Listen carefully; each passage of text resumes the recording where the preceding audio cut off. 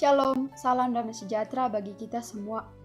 Pada kesempatan kali ini, saya mau membahas satu topik tentang saat teduh. Saat teduh bisa diartikan sebagai saat di mana kita benar-benar menyediakan waktu kita khusus atau pribadi dengan Tuhan.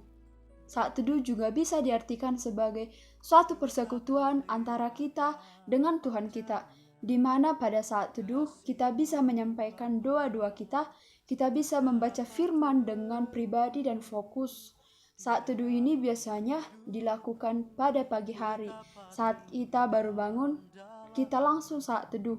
Maka di pikiran kita belum ada pikiran untuk mengerjakan suatu hal, tetapi mengerjakan saat teduh lebih dahulu, mengucap syukur dan berdoa dahulu kepada Tuhan.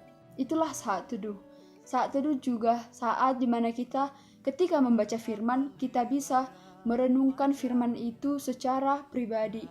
Dan pada saat kita melakukan aktivitas kita dalam satu hari itu, kita mungkin bersuka cita. Niscaya Tuhan selalu menemani kita dalam satu hari itu. Karena dalam setiap pekerjaan kita, sepatutnya kita terlebih dahulu berdoa dan mengucap syukur, berterima kasih kepada Tuhan, karena Dialah yang punya segala-galanya.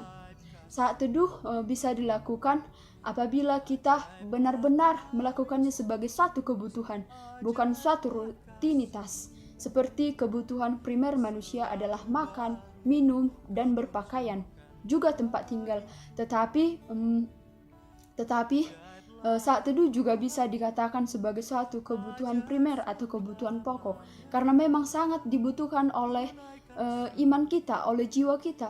Tubuh kita bisa lapar, mulut kita bisa ingin memakan sesuatu, tetapi iman kita juga perlu diisi dengan hal-hal yang baik, perlu diisi dengan doa-doa yang kita panjatkan, juga firman yang kita terima dari berbagai sumber. Contohnya dari berbagai aplikasi yang kita punya, dari berbagai artikel yang kita baca, dan terutama dari Alkitab yang kita baca.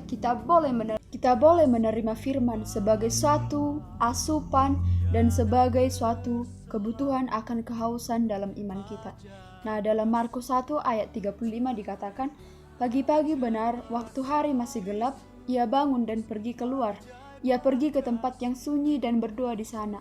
Yang dimaksud dengan ia di sini adalah Tuhan Yesus Kristus.